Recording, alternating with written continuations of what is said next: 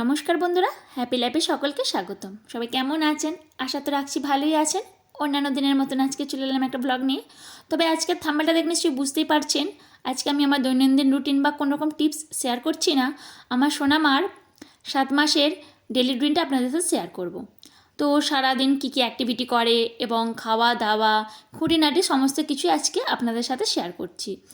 তো আমাদের প্রত্যেকটি মায়েদেরই চিন্তা ভাবনা থাকে যে আমি আমার সন্তানকে কিভাবে যত্নে আগলে মানুষ করব, এবং যেদিন থেকে আমরা প্রথম মা হই ঠিক সেদিন থেকেই এই কথাটি আমাদের মাথায় ঘুরপাক খেতে থাকে।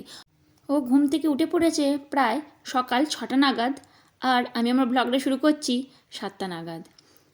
একদম সকালের দিকে যেহেতু হালকা হালকা ঠান্ডা থাকে, তাই ওকে ফুলাতে জামা এবং প্যান্ট পরিয়ে দিয়েছি। তো ঘরের ভিতরেই যেহেতু আছে, সেক্ষেত্রে টুপি এবং মোজা পরানোর দরকার হয়নি। তো আমাদের এখানে যেমন পরিবেশ সেই অনুযায়ী আমি একটা ফুলাতে জামা এবং সোয়েটার পরিয়ে দিয়েছি। তো খুব একটা যে ভারী ধরনের সোয়েটার পরিয়েছি তাও না, হালকার মধ্যে যে একটা ফুলাতে জামা না পরালে না, ঠিক সেই রকম পরিয়েছি। এবং ঘুম থেকে তুলে ওকে প্রথমে বেস্ট ফিডিং করিয়ে দিয়েছিলাম। এরপর 8:30 নাগাদ ওকে এইভাবে ফিটারে একটু দুধ গুলে দিয়ে দিয়েছি। তো রোজ দিন যে সকালের দিকে এইভাবে ও দুধ খায় তা না, তো বেস্ট ফিডিংয়েই ওর হয়ে যায়। তো মোটামুটি 8:30 নাগাদ আরও একবার বেস্ট ফিডিং করিয়ে থাকি। এবার যদি ধরুন ও না খেতে চায়, সেক্ষেত্রে এইভাবে একটা বোতল ওর হাতে ধরিয়ে দিয়ে আমি আমার কাজকর্মগুলো করতে চলে যাই। কারণ সব সময় ওর সাথে একইভাবে বসে থাকতে গেলেও হয় না। তো ধরুন কেউ ওর কাছাকাছির মধ্যে আছে, সেই ক্ষেত্রে এভাবে বোতলটা ধরিয়ে দিই। আর এমনও অনেক সময় হয়ে থাকে যে ক্ষেত্রে আমি হয়তো থাকলাম না, তো এইভাবে বোতলটা ধরে থাকলে ও অনেকক্ষণ থাকে এবং যতটুকু ওর খেতে ইচ্ছা করে খেয়ে নেয়। এরপর ও যতটুকু ইচ্ছা হচ্ছে ঠিক ততটুকুই খাচ্ছে, এবং এখানে কিন্তু কোনো রকম জোর জবরদস্তি কোনো কিছুই করার হয়নি। তো দেখুন কতটা শান্তিপূর্ণভাবে ও বোতলটাকে ধরেছে, এবং বোতলটা বারবার ও মুখ থেকে বার করবে এবং নিজের ইচ্ছা মতন আবার প্রবেশ করাবে। তো এরই মধ্যেও একটু খেলাধুলা করে এখানে ঘুমিয়ে নিচ্ছে, আর আমি চলে যাচ্ছি ওর দুপুরের মেনুটা ঠিক করতে। তো দুপুরের মেনুতে ওর নানান রকমের আমি সবজি রাখি। এখানে যেমন একটু মুসুর ডাল ভিজিয়ে রেখেছি যাতে খুব তাড়াতাড়ি সেদ্ধ হয়, আর এখানে বিনস এবং নিয়ে নিয়েছি একটু গাজর। তবে যেদিনকে যেমন সবজি থাকে ঠিক সেই ধরনের সবজি ওকে দিয়ে থাকি। প্রতিদিনই যে এক ধরনের সবজি খাওয়াই ঠিক সেই রকমও না। আর এখানে আজকে একটু নিয়ে নিচ্ছি নোটে শাক। আজকে যেহেতু নোটে শাকটা আমাদেরও হচ্ছে, তাই ওকে একটু নোটে শাকটা অ্যাড করে দিলাম। তো যেদিনকে যেমন ধরনের সবজি থাকে, কখনো রাঙা আলু, কখনো বা অন্যান্য যে সবজি, সমস্ত কিছুই ওকে দিয়ে একটা খিচুড়ি বানিয়ে দিই। তারপর ওকে এইভাবে চান করিয়ে দিই। তবে চান করানোর আগে অবশ্যই ওকে তেল মাসাজ করাই। তো তেল মাসাজ করালে ও কিন্তু তেল মাসাজটা খুব ভালোভাবেই নেয়। তো আজকে আর তেল মাসাজটা ভিডিও করা হয়নি। তো চান করানোটা প্রথম দিন থেকে যখন চান করাই, একটা দিনের জন্য এখনও পর্যন্ত কাঁদেনি। তো খুব ভালো রকমভাবে চানটা করে, কিন্তু খাওয়ানোর ক্ষেত্রে একটু অসুবিধা হয়। প্রথম 2 কি 1 বার দিলে দেখি ঠিকঠাক খাচ্ছে, আর তারপরেই এই যে সব বাচ্চাদের মতন ওরই একটা অভ্যাস, কিছুতেই খেতে চায় না। তবে খুব একটা যে জোর করে খাওয়াই ঠিক তাও না। তবে সকাল থেকে যেদিন ধরুন একদম খেতে চায় না, সেক্ষেত্রে নানা রকম কৌশল অবলম্বন করে খাওয়াই। তো এরই মধ্যে দুপুরের দিকে একটু ঘুমিয়ে নিচ্ছে। এই 2-1 দিন হলো আবার এই দাদা বাবা এরকম বলছে। হ্যাঁ, একটু বলে দাও তো। হ্যাঁ, একটু একটু একটু দোল দোল করে দাও, দোল দোল দোল দোল দোল দোল দোল। হ্যাঁ, একটু ভালো করে দোল দোল করে দাও।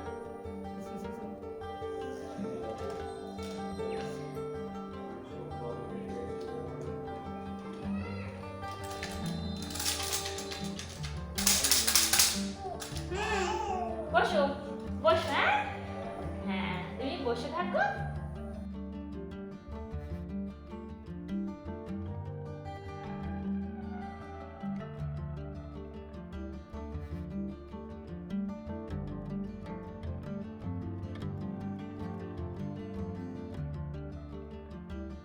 সব সময় যে ওকে কোলে তুলে নিয়ে আদর করতে হয় সেরকম ব্যাপার না। ওকে একটু বসিয়ে দিলে, ওর কাছে একটু বসে থাকলেই ও কিন্তু চুপচাপ বসে থাকে, এবং চেষ্টা করি নানান ধরনের কথাবার্তা বলতে। আর এখন যখন ও সারাদিনই বলতে গেলে বাব্বা মাম্মা এরকম টাইপের একটা ভয়েস দিতে চায়, তো আমিও সেটা বারবার ওর মুখের কাছে বলতে থাকি যাতে খুব তাড়াতাড়ি ও কথাটা বলতে শেখে।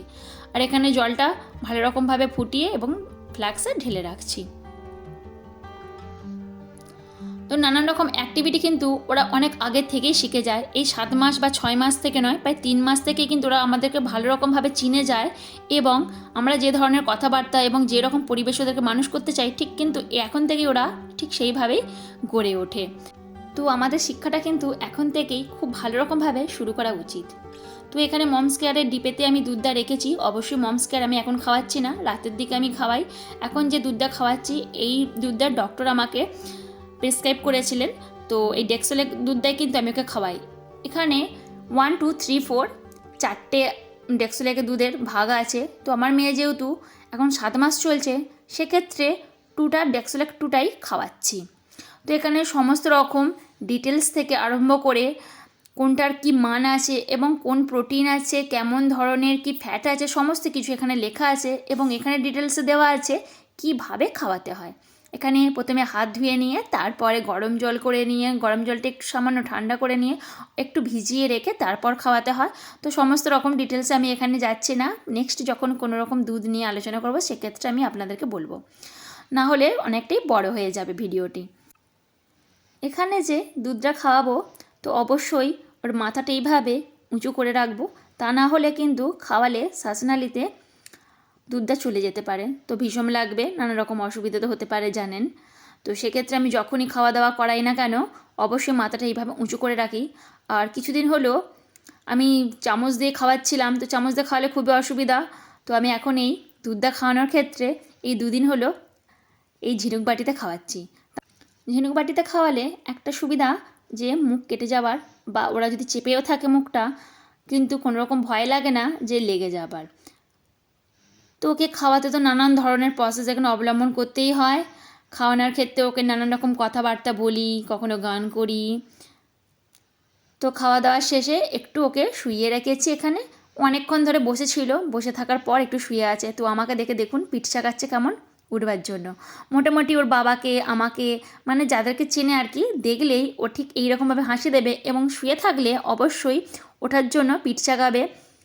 তো এখনও তো শিখে গেছে মোটামুটি যে পাশ ফিরে উপর হয়ে একটু হামাগুড়ি দেওয়ার চেষ্টা করে, তবে এখন হামাগুড়িটা ঠিকঠাকভাবে দিতে পারে না। তো এরই মধ্যে একটু তাড়াতাড়ির মধ্যে আমি ওকে ডিনারটা দিয়ে দেওয়ার চেষ্টা করি, যাতে ডিনারটা দিয়ে দেওয়ার পর ও একটু খেলাধুলা করে। এখানে মমস কেয়ার এই খাবারটি ডক্টর দিয়েছিলেন, এটার 3টে ফ্লেভার আছে। তো আমি এই মিক্স যে ফ্লেভারটা সেটাই আমি সিলেক্ট করেছিলাম, আর এটা কিন্তু আমার মেয়ে খাইও। তো এখানে 1 2 3 4 কীভাবে খাওয়াতে হয় তার সমস্ত কিছু ডিটেলস এখানে আছে। তো সমস্ত কিছুর মধ্যে এখানে প্রথমে যেমন ভালো করে হাতারে ধুয়ে নিই আমি, তারপরে অবশ্যই জলটা যে ফোটাতে হয়, তো আমার জল এমনিতেই ফোটানো থাকে। তো খাবারটা ভালো করে দিয়ে কিছুক্ষণ ভালো করে নেড়ে নিয়ে তারপর একটু ঠান্ডা হয়ে যাওয়ার পর খাওয়াই। তো এখানে সমস্ত রকম ডিটেলসে আছে যে কোন ভাগ, মানে কত বয়সে কত ভাগটা খেতে হয়। তবে এখানে যে ধরনের ভাগ আছে সেই ধরনের ভাগ আমার মেয়ে খেতে পারে না, আমি একটু কমের ওপর দিয়ে ওকে খাওয়াই। যেহেতু বেস্ট ফিডিং করে তো অসুবিধা আমার কোনো রকমভাবেই হয় না। এখানে 550 টাকা দাম আছে। এখন বাজে প্রায় 9টার মতন, আর এই 9টার সময় ওকে আমি ডিনারটা করিয়ে দিচ্ছি, কারণ এই ডিনারটা করার পর ও একটু খেলাধুলা করবে। জলটা যেহেতু একেবারে আমি গরম করে রাখি, তো বারে বারে গরম করতে যাওয়ার জন্য কোনো রকম অসুবিধা হয় না, এবং এখন এইটা আমি বিছানাতে বসেই খাইয়ে দিতে পারি। এখানে আমি 2 স্পুন আছে, তবে তো একেবারে ভর্তি ভর্তি কিন্তু 2 স্পুন নিলাম না, ওই 1.5 স্পুনের মতন হবে। রাতের খাবারটা একটু তাড়াতাড়ি দেবার চেষ্টা করি, কারণ এরপর ও একটু খেলাধুলা করে নেবে এবং খাওয়ানোর সাথে সাথেই কিন্তু জলটা খাইয়ে যে ওকে শোয়াবো সেটা ঠিক হয় না। তো এটা খাওয়ার পর একটু জল খাওয়াবো, তারপর রাতে একটু খেলাধুলা করে নিয়ে একটু বেস্ট ফিডিং করবে, এই সমস্তর জন্য একটু তাড়াতাড়ির ওপরে খাওয়ানোর চেষ্টা করি। তো রাতে তো বারবার বেশিটা পরিমাণে অনেকটা জলও খাওয়াতে পারবো না। আমাদের মায়েদের নানা রকম চিন্তাভাবনা থেকেই থাকে যে ওর পেটটা ঠিকঠাকভাবে ভরছে কি না, বা ওর খিদে পেলেও আমরা সেটা কীভাবে বুঝবো। তো এটা ঠিক আমার ক্ষেত্রেও হয়ে থাকতো, এবং যেহেতু এটা আমার দ্বিতীয় সন্তান, তো একটু হলেও সে তার সুরাহাটা পায়। তবে অবশ্যই এটা বলবো না যে প্রত্যেকটা বেবি এবং প্রত্যেকটি সন্তানের খাওয়া দাওয়া থেকে আরম্ভ করে সমস্ত কিছু এক। তবে আমি যেটা বুঝেছি আমার অভিজ্ঞতা থেকে, সন্তান একটা হোক বা দুটো হোক, সমস্ত সন্তানদেরই কিন্তু আলাদা আলাদা অভিজ্ঞতা থাকে। কারণ মানুষটা যেহেতু আলাদা, সেহেতু কম বেশি ভালো লাগা, খারাপ লাগা, চাওয়া পাওয়া সমস্ত কিছুটাই আলাদা থাকে। এরপর আমি ওকে ঘুম পাড়িয়ে দেবো খুব তাড়াতাড়ির মধ্যে। তবে তার আগে একটু ব্রেস্ট ফিডিং করিয়ে দেবো, এবং ব্রেস্ট ফিডিং করানোর পর কিছুক্ষণ ওকে নিয়ে ভালো করে আমার বুকের কাছে রেখে একটু চাবড়ালেই দেখি ঘুমিয়ে পড়ছে। তো এটা খুব তাড়াতাড়ির মধ্যে করার চেষ্টা করি, কারণ ওকে যেহেতু 9টার সময় খাইয়ে দিই, তো মোটামুটি আমাদের শুতে 10:30 থেকে 11টা বাজে। তো ও ঠিক সেই টাইমে ঘুমিয়ে পড়ে। এখন যে রাতে খুব একটা উঠে পড়ে কি সেই রকমটা ঠিক না, আমাদের সাথেই ঘুমায় এবং আমাদের সাথেই ওঠে। তবে রাতে তো 2-1বার ওঠেই ব্রেস্ট ফিডিং করার জন্য, কখনো টয়লেট করে। তবে রাতে যে খুব একটা প্যাম্পার্স পরাই বা ডাইপার আমি কিন্তু ওকে খুব এখন পরাই না, শীতকালটা তবু একটু আধটু পরিয়েছিলাম। তো রাতে হয়তো 2বার টয়লেট করে বা 3বার, যেহেতু রাতের দিকে একটু বেশি আমাদের শোয়া হয়। তো ও ঘুমিয়ে পড়ে 10:30, 11টা বা কখনো 11:30 এইরকম। তবে কখনো হয়তো 12টা বাজে। তবে খুব চেষ্টা করি 11টা থেকে 11:30টার মধ্যে ওকে ঘুম পাড়িয়ে দিতে। আজকেই যেমন 11:15 মতন বাজে, তো এখনও ঘুমিয়ে পড়েছে। একটা ডেলি রুটিন আমি আমার মেয়ের আপনাদের সাথে শেয়ার করলাম।